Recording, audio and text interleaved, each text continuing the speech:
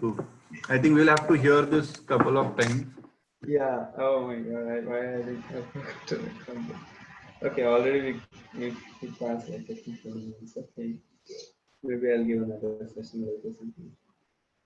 So I was, and from here, so the creation is actually going to start from here.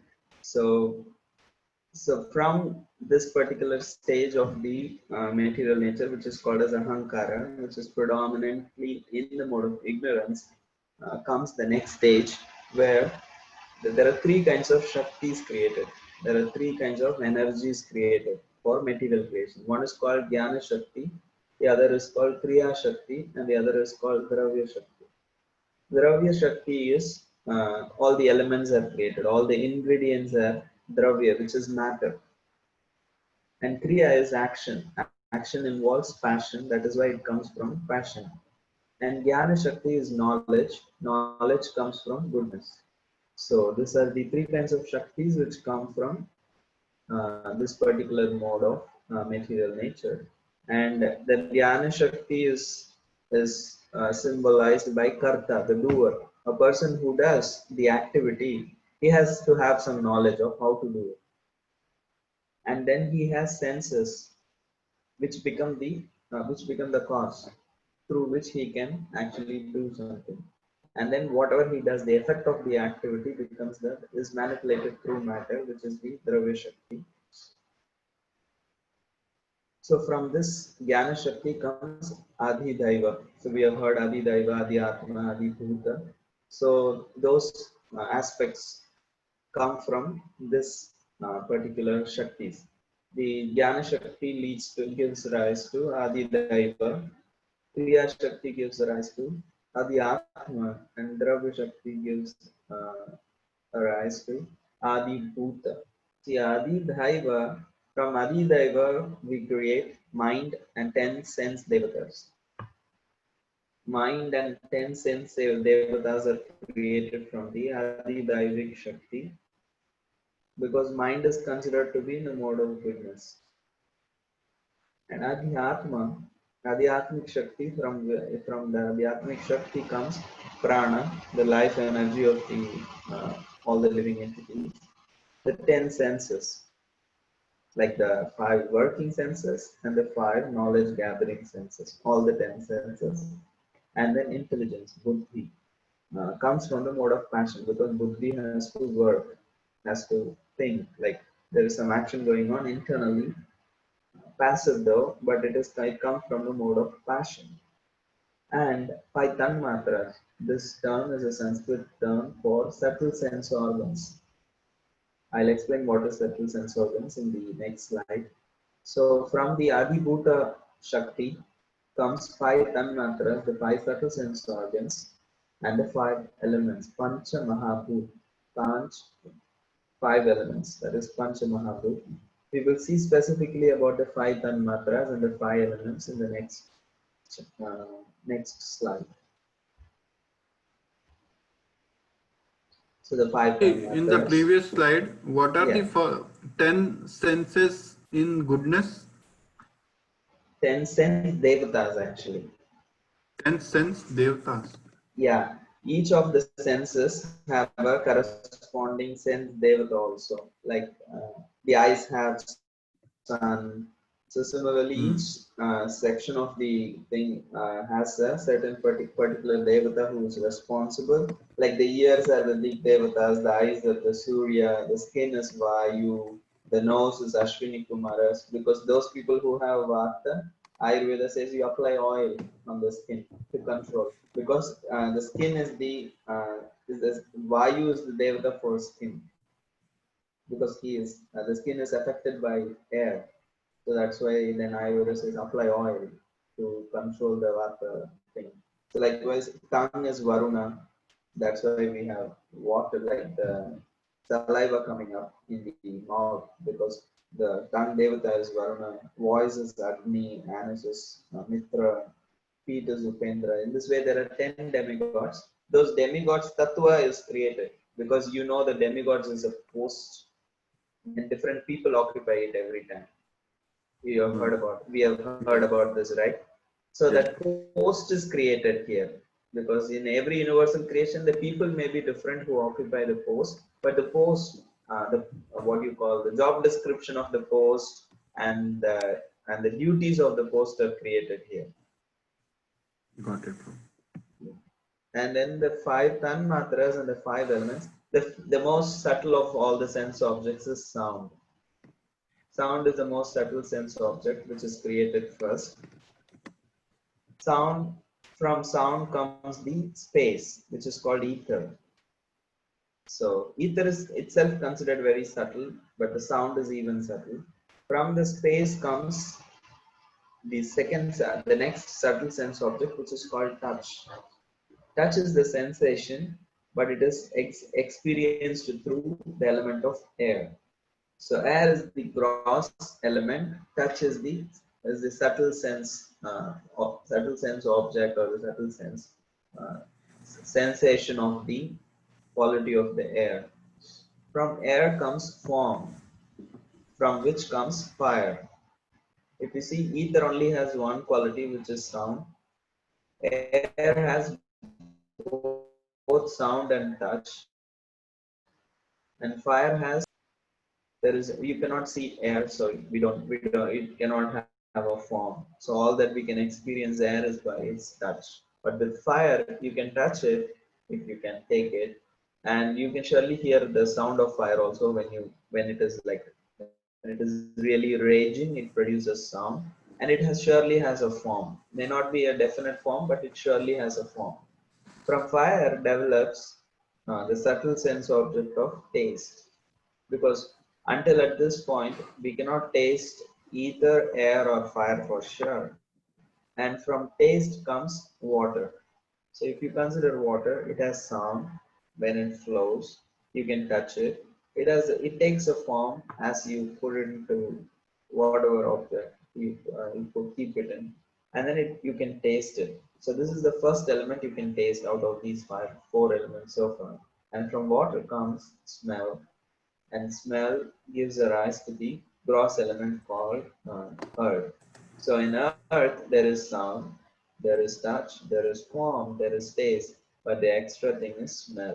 The smell comes from earth. That's why the fragrance of the flowers, the fragrance in the vegetables and everything, whatever smell we have, all that comes from the earth element. That's why when we grow different things in different place, then we experience different qualities of the same rose.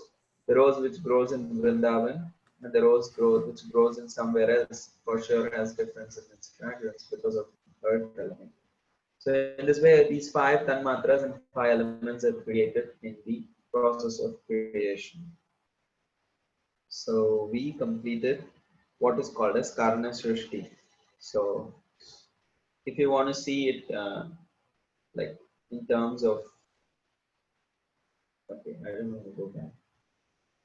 If you want to see in terms of picture, I can show later how from the body of Karnodaksha Vishnu, so there is like the material nature he glances at, and then this happens.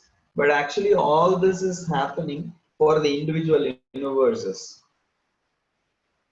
because we have seen that picture where there are different small universes coming out the pores of Mahavishnu. So when he looks at that glance is falling upon each of these universes, and in those universes, each of these things are happening.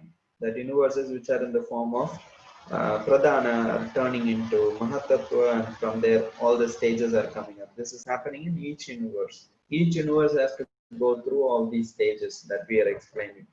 And now all the elements are created, the 23 elements. So what are the 23 elements? Mahatattva, and then we saw Ahankar, and the five tanmatras, five gross elements, and the 10 senses, and then the intelligence. All these things are created. So they are all in an unmixed state. They are all created, but they are all very individual. They are not mixing together. So they don't have the energy to come together and make it work. Like you create a laptop, like you have all the parts, but somebody has to put it together. And finally, there should be an electricity to actually make it work. So similarly here, the Supreme Lord's compacting energy, the cohesive energy of the Supreme Lord has to come into picture to actually put together all these elements. So it is the assembly happens only by the Lord's Maya Shakti when it forms the as the compacting energy when everything is assembled. The whole universe and the individual bodies within it, everything is kind of created then. So the empty, lifeless universe where all the ingredients have all been combined, it just floats in the causal ocean for 1,000 years. And then Garbhodakshay Vishnu enters into the universe. So if somebody may question, okay, why 1,000 years? Means one way of reasoning it is like, say, even if you want to make a sabji, so you can cut the ingredients, you can start cooking, but it takes time to cook. It has certain time to cook these material ingredients to take a certain shape. It takes time. So the same, that cohesive energy, once it has started, then for everything to fall in place, it takes that much amount of time. So for 1,000 years, the universes are the just remain in their lifeless state. And then Karnodakshay Vishnu, when the situation is right in the universe, he enters as Garbhodakshay Vishnu. And that is the time when the universe actually gets life. It's like body and soul. The body has matter, has no, without life cannot actually work. Similarly, the universe is just matter at that point of time. Until Garbhodakshay Vishnu enters it, it is just dead matter. So only when Garbhodakshay Vishnu enters, actually the universe receives life. So once the Garbhodakshay Vishnu enters, then he fills the half of the universe with his perspiration, and then he lies down on that ocean. The half of the universe is filled with the water, the rest of the half is where the rest of the creations of the universe is done. So, and then he then assumes the form of Virat Rupa, which means like he is the ingredients of all the rest of the creation that is to happen in each of these universes. So at this point, then Shukadeva Goswami explains how Brahmaji explains to Narada Muni that the Supreme Lord assumes the universal form, which is called Virat Rupa. He says then, from the Garbhodakshay Vishnu, everything came. That is the idea of this description of the universal form. And for that he explains how from the mouth or head of the Garbhodakshay Vishnu or the Virat Rupa that Garbhodakshay Vishnu assumes, comes the Brahmanas, from the arms come Kshatriyas, from the thighs Vaishyas, from the legs Shudras. Or in other way what we can see is from the Virat Rupa's chest to head is the Swargaloka. From the on the navel of the Virat Rupa is situated the Bhuvarloka. On the legs of the Virat Rupa is situated the Bhurloka. Or another way of seeing the Virat Rupa is the Satyaloka is present on the head of the Virat Rupa. Breast or lips is the Tapaloka, neck Janaloka, chest Maharloka, heart is Swargaloka, navel to heart is Bhurloka, navel is Bhuloka, waist is Athala, thigh Vitala, knees Sutala, shanks or calves with Kalatala Loka, ankles is Mahatala, upper portion of the feet is Rasatala, and the soles of the feet are the Papala.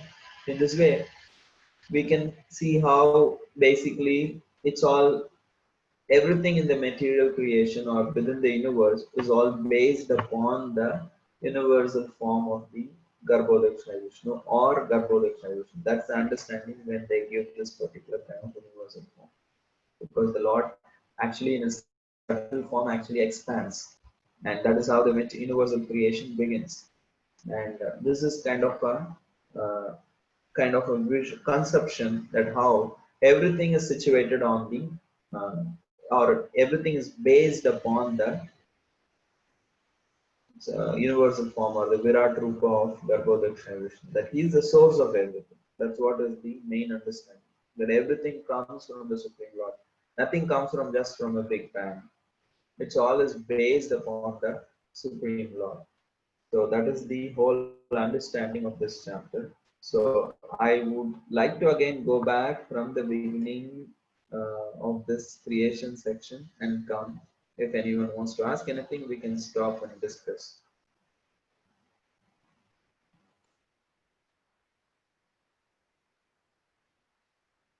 Does anyone have any questions?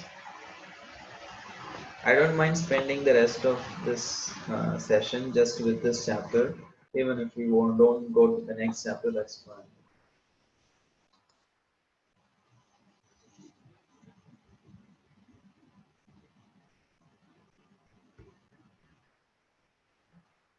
So I'll just go through this, how material nature is there, and then Mahavishnu, Kshirodaksha, Karanodaksha Vishnu is there.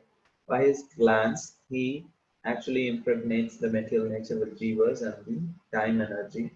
And from there, the modes become active because of the presence of the time.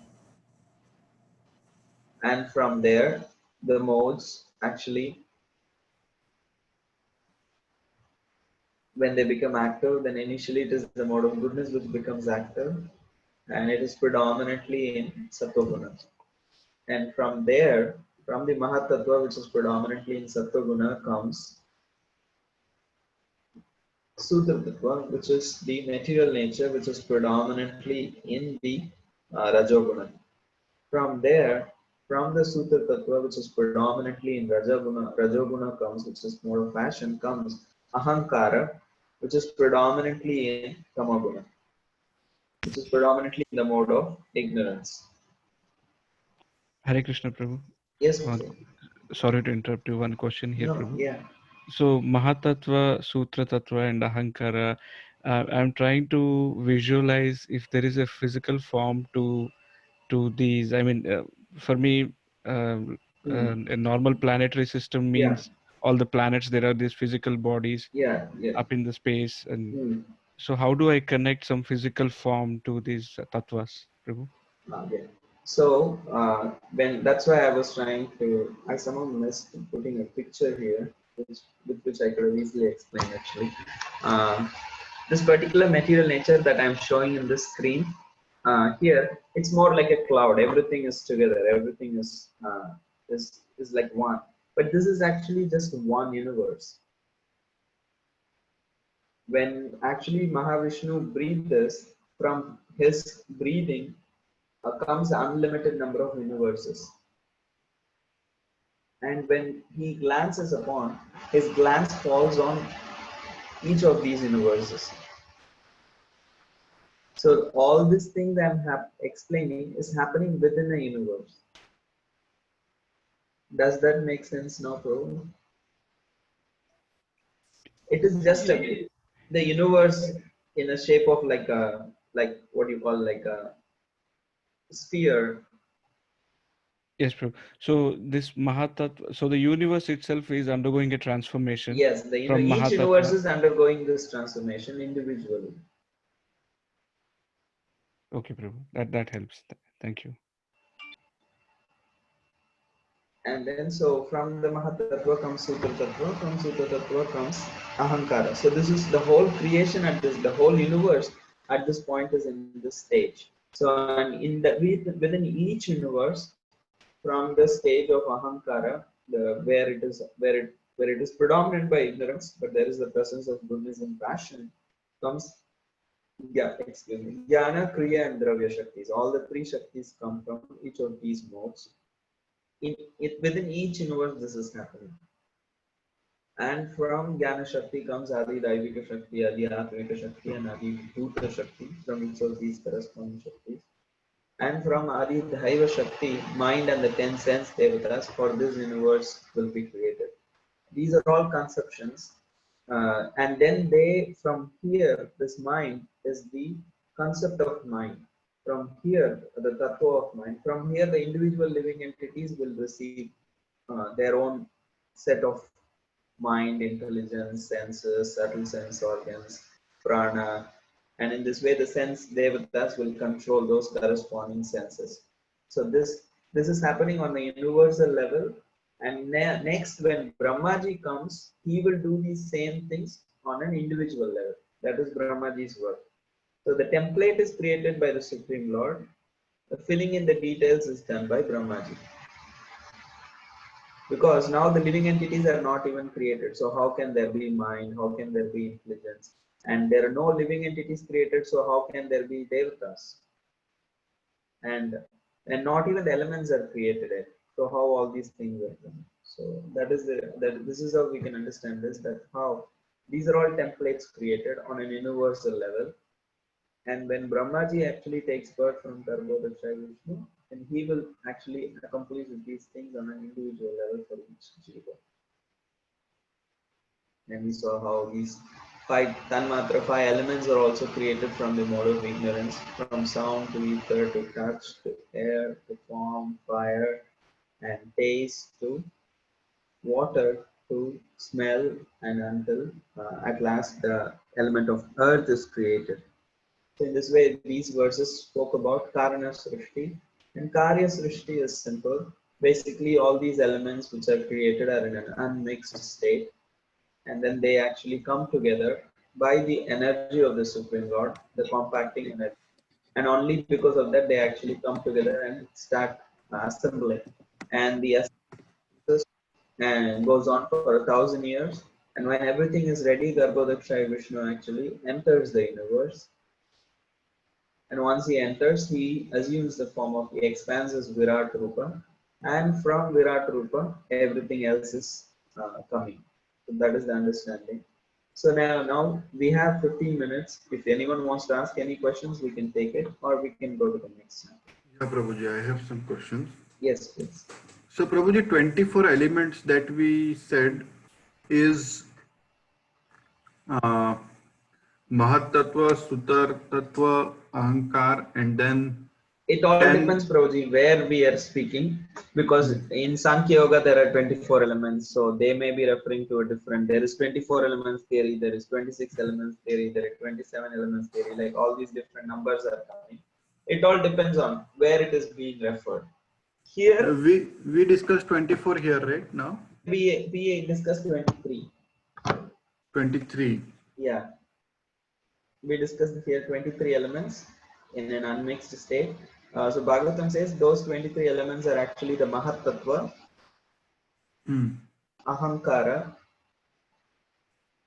5 Tanmatras. 5 Tanmatras means all those subtle sense organs like sound, touch, form, taste, and smell. And then the 5 gross elements, which is ether, air, fire, water, and earth. And then the 11 senses, which includes the 10 working senses, and then the 10 knowledge gathering senses, and then mind. And all this is in an unmixed state, that bodily forms cannot take place. Then it is 24, Prabhu, because three like Mahat Tattva, Sutar Tattva, and No, Ahankar. Sutra Tattva is not included here. They just say Mahat Tattva and Ahankar. The reasoning is not very clear why only these are, because here mind, intelligence is all considered one. The sense Devata are not included in this section. So it's basically, they're saying the majorly 23 elements, all these elements are in an unmixed state. Because Mahat Tattva in other places, intelligence is called as Mahat Tattva. So, and that is why intelligence is not separately identified in this thing. Mahat Tattva is actually another name for intelligence at sometimes. Okay. So, in this, overall, basically, if you see, leaving the 10 sense devatas and the intelligence, the rest becomes actually 23. And Sutar Tattva. Yeah, and then Ahankar is also included. And Prabhuji, we discussed role of Garbhodaksha Vishnu, Karanodaksha Vishnu. There is Shirodaksha Vishnu also. What's the role? But we haven't even gone ahead with the description, right? Now Brahmaji has not yet come. Like he hasn't, in the next chapters it will come. And we have seen already also. The universe, he has just entered. Garbhodaksha Vishnu has just entered the universe and has expanded as Virat Rupa. So now the next step is he will expand as Kshirodakshay Vishnu or Paramatma into each and every element. So Prabhuji, Shiro Dakshay Vishnu, when he's entering into each and every element, what is, I'm getting confused between the role of Shiro Dakshay Vishnu and Garbho Dakshay Vishnu. So actually Shiro Dakshay Vishnu is giving life to each particle. Then what is Karno Dakshay, what is Garbho Dakshay Vishnu doing actually? Garbhodakshay Vishnu is giving, actually giving life to the whole universe in that sense. Karna, Kshirodakshay Vishnu himself comes from Garbhodakshay Vishnu. Hmm.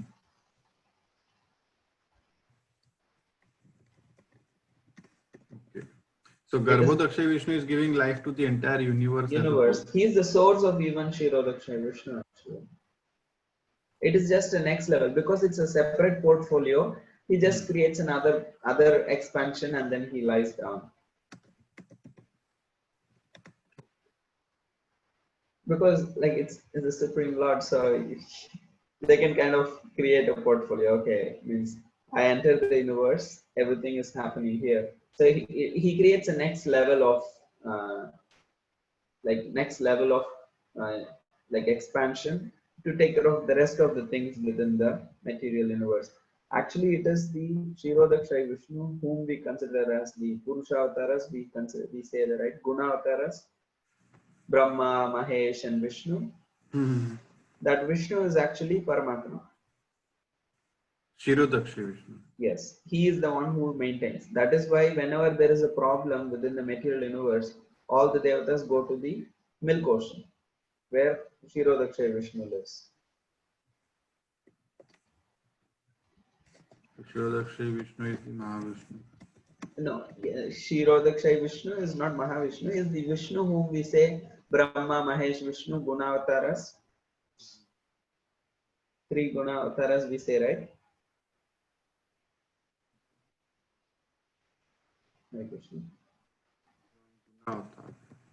Then So Prabhuji, yes.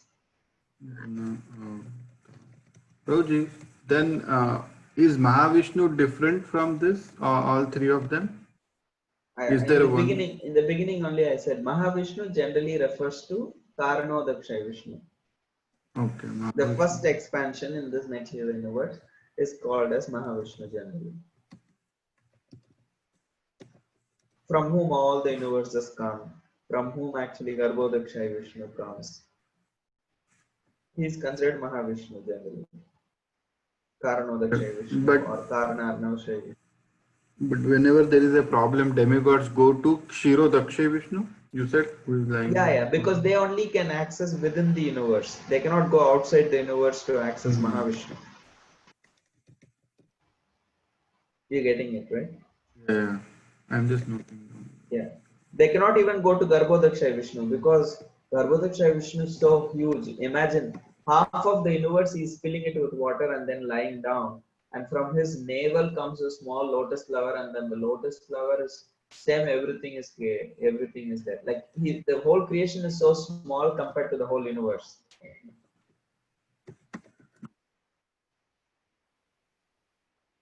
So they don't have access to go to Garbhodakshay Vishnu. Even Brahmaji also just meditates and receives the instruction as tapa. So all that they have access to is the next level of expansion of Garbhodakshay Vishnu, who is Kshirodakshay Vishnu, who lives within the material universe in a place called Shvetadvip, which is like a milk ocean, which is a special place. It is spiritual world it's like an embassy. It is the embassy of the spiritual world. It's a spiritual world within the material creation. So Kshirodakshay Vishnu lives there. They don't even have access to go inside the Kshirodakshay Vishnu's planet. They always stand on the milk ocean shore and pray. If you read Krishna book, when Krishna's appearance or whenever they have problem, they all go to the shore of the milk ocean and pray. They don't even go inside. But actually Dhruv Maharaj had a special benediction because the planet in which his grandfather Brahmaji cannot enter, he actually is given a place to live on the shores of the in that area where Kshirodakshay Vishnu lives. One of the planets like Dhruv Loka is given to Dhruv Maharaj to rule. Prabhuji, Kshirodaksha Vishnu has a causal ocean, milk ocean. Causal ocean is Karanodaksha Vishnu. Causal ocean is Karna ocean. Milk Causal. ocean is called Shira ocean. Shirodaka. Causal meaning, Prabhuji, what is that? Causal means that is the source of everything in one sense. The whole material creation is floating on that small in the causal ocean. Okay, like there is a milk element in for Kshirodaksha. Causal is like water or something. That is not different from it's a spiritual substance. That is the Ganges water actually. Causal ocean is Ganges water. It is spiritual. It is considered the spiritual waters, which is not different from the dharmic religious principles. Viraja Nadi. And Garbhodaksha Vishnu, Prabhuji? Garbhodaksha Vishnu, he creates perspiration from his own body, fills the universe half with water, and then he lies down on it. That ocean is called as Garbhodaka ocean. In Varahadev's pastimes, when the Bhuloka actually falls, it falls into that Garbhodaka ocean. Prabhuji, so Garbhodaka Sai Vishnu has created a Brahma. Okay. Yes, from his navel comes Brahma. And then in the universe, in the Kshirodak Sai Vishnu will be there. Okay, in the Shira ocean. Yeah. And then this Brahma, like, it will go inside that universe, right? In the sense, when you say inside the universe, they are all already inside the universe. Universe as a shell. Then in that case, if multiple universes are created, right? Each universe has separate Garbhodaksha Vishnu. Each universe has separate Garbhodaksha Vishnu. Okay, let me show you the picture. Let me show the picture on the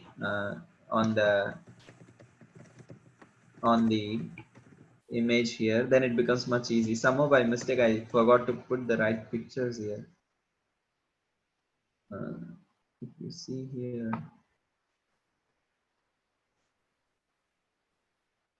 I used the picture in this slide. That's what I'm trying to show here.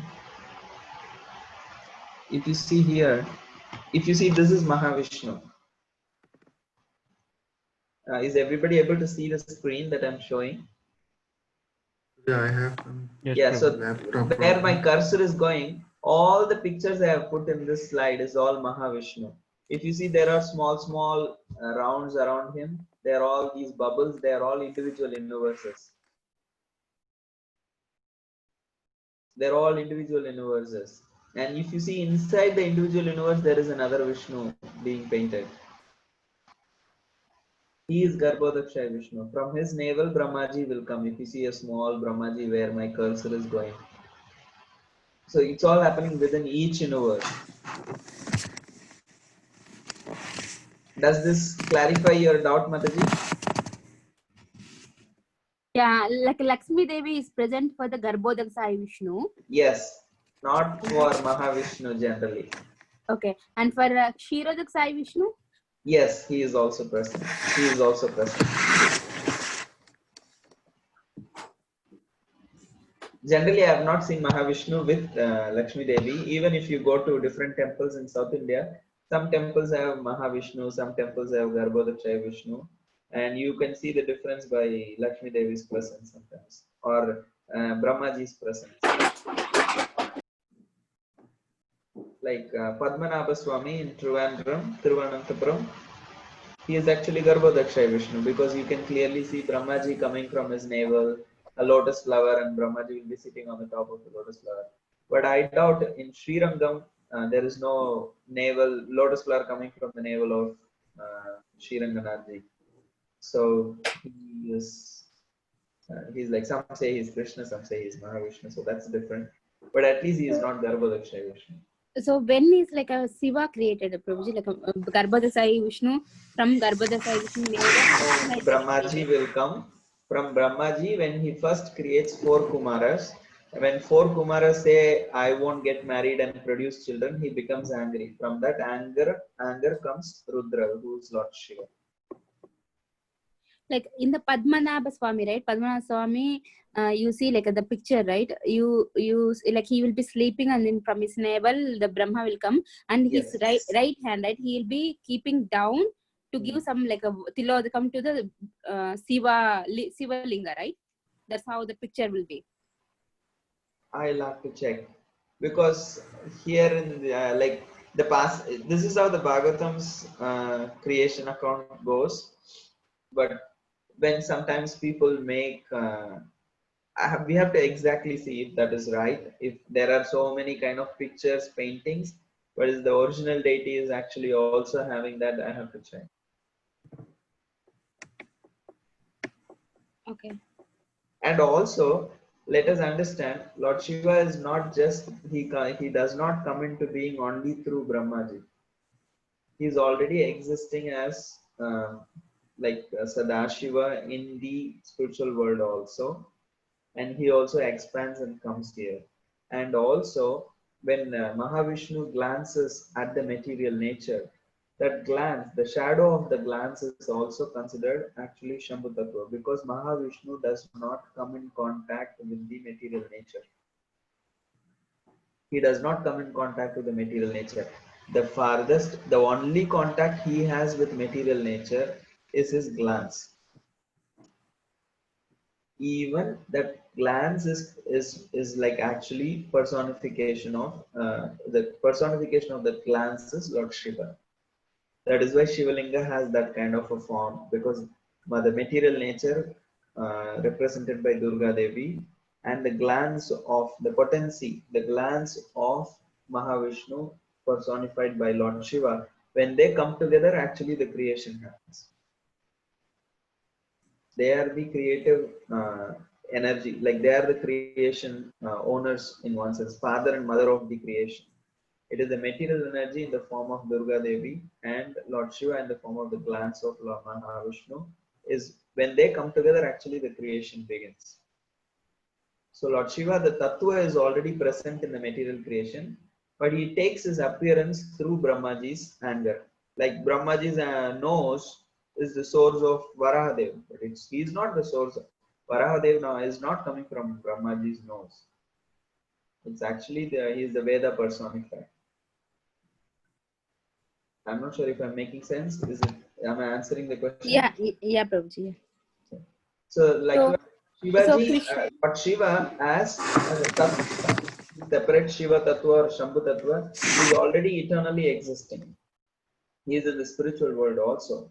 So he also has a role to play in the material world. So he enters, and then and when he enters through Brahmaji's anger. He takes birth as Brahmaji's son. But surely he is not just Brahmaji's son or not just like subordinate to Brahmaji. He is a special tattva, whereas Brahmaji is actually a living entity most of the times.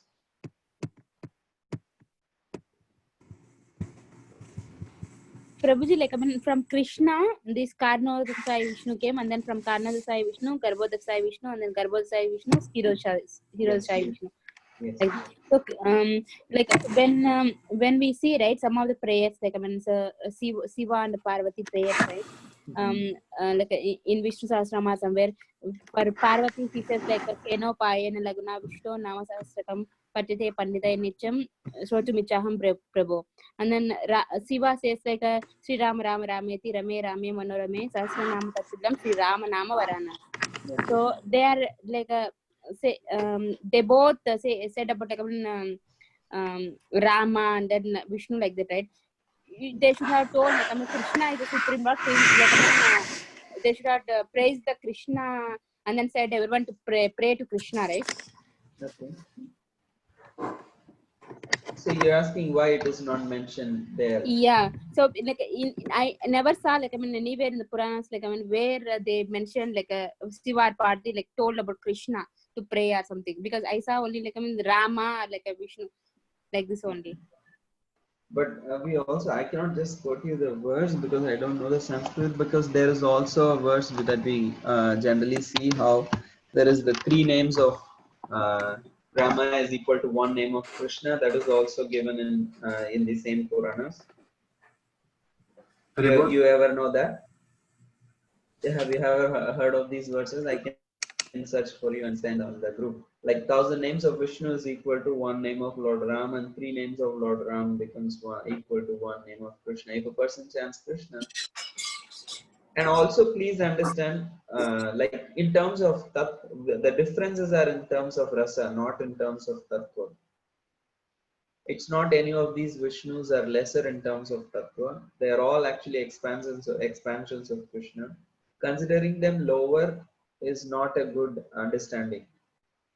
There, however, Krishna is superior in terms of rasa, and he is also the source of all of these things. If you see Brahma Samhita, it clearly states Ramadi Murtishu Kala Niyamena Krishna. So there are so many different types of, so many incarnations. Like from one candle, you may light so many candles, and all the candles actually give out the same light. However, the original candle still remains the source of all this light.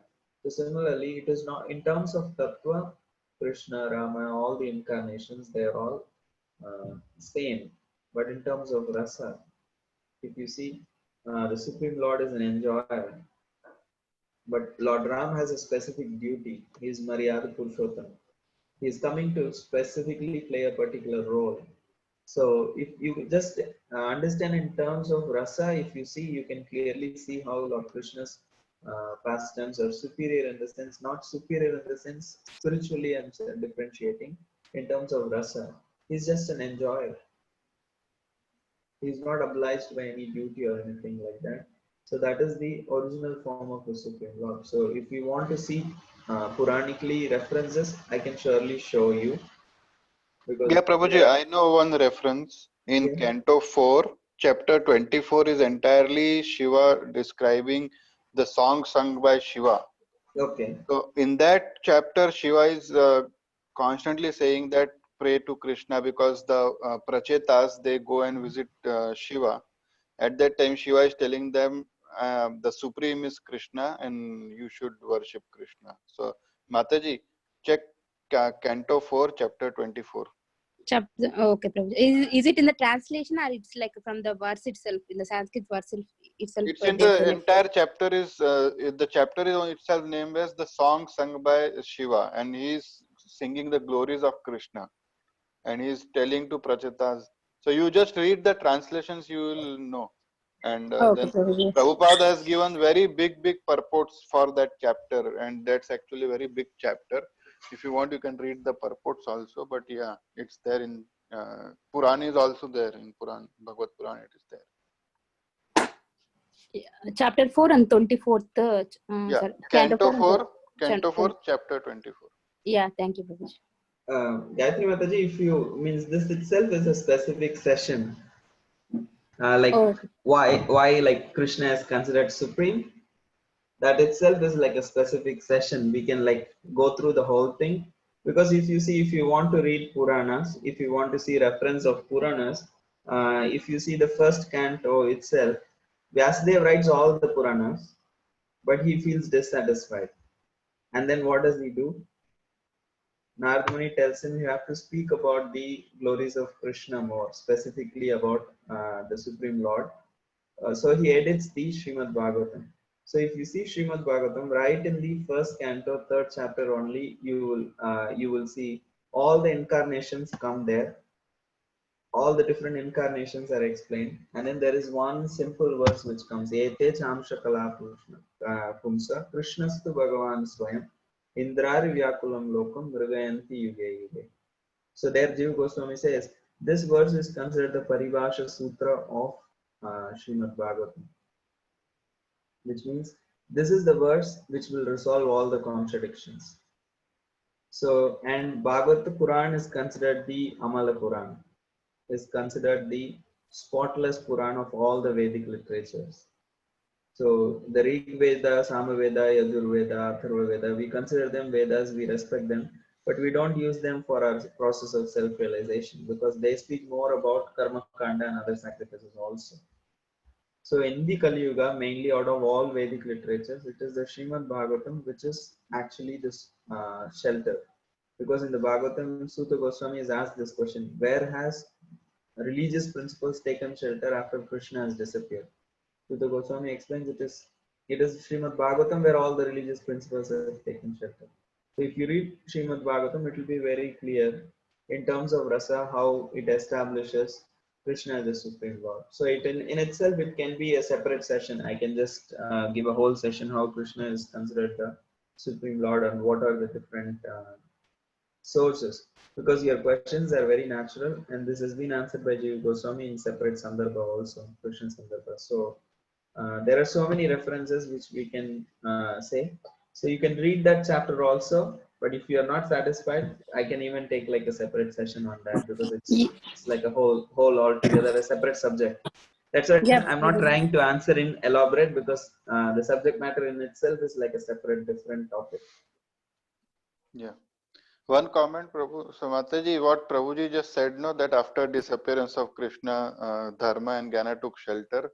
That's in 1:343, Canto Yeah. 1, Chapter 343. Krishna Sodhame Upade. Yeah, thank you, Prabhuji. Maybe like one session might be like very good actually. Yeah, we can. I mean, I can take like that is actually a beginning thing that we do, so we can surely do that. Not a problem. I can make a presentation on that also. There are so many things. Like some of like since this group is like more of a devotee group, there are more people who ask like, why not demigods? Why only Vishnu? There are so many other questions like this. So we have sessions for that also. We can surely look on this after we maybe we complete second chapter, second canto or something like that. I can take that session for sure. Yeah, There is thank you, actually Prabhuji. so much quotations by Jiva Goswami on this. And specifically, he uses this particular verse, the Bhagavatam verse, Ete Chamsha Kalapumsa. If you just go to 1.3, you will see very clearly all the incarnations are listed, and even Krishna is also listed, Lord Ram is also listed. And then at the last, he will say, oh, all these are incarnations, but remember, Krishna is the source of all these incarnations. You can refer that section also. That is the basis on which Jiva Goswami builds everything else. And Yeah, that Prabhuji. particular verse is considered the Paribhasha Sutra, the emperor verse of whole of Srimad Bhagavatam, which is considered the primary reference for everything that Sri Chaitanya Mahaprabhu and the Goswamis taught. And there is a whole Sandarbha that Jiva Goswami writes, which is considered the Tattva Sandarbha. Why Srimad Bhagavatam is considered the primary Puran or primary source for this Kali Yuga. So all these things are there in detail, so we can see gradually. But for now, if you want to see Krishna's superiority, you can clearly see in Srimad Bhagavatam, chapter 1, third chapter. Yeah, Prabhuji. Okay. Thank you, Prabhuji. Okay. So I hope Prabhuji, today's session went actually a long time. Yes, yeah, Prabhu? Prabhuji, I still have more questions. So what I was saying that I want to hear the entire class again. Okay. And I have some more questions. Next class, can we like reserve first 15 minutes for questions or? Actually, then what I can do is I can just begin the session next week early, like 7 o'clock, or we can postpone the class to 7:30. From 7:15 to 7:30, we can have like Yeah, just either way questions. works for me. Yeah, whatever. I think for others, we will. I just announced that the class begins at 7:30, and we will start at 7:15 if someone wants to have questions and join. Yeah, Prabhuji. Okay. Yeah, and if you can share the recording of today's class, that will be good. Yes, I'll share Prabhuji, soon. I had so much confusion on all this, but this particular class helped a lot. Yeah. Okay, Prabhuji. So Thank you. I forgot to initially record the things. So let's see whatever recording we have. I'll post it. Yeah, that's fine. Thank you, Prabhuji. Report.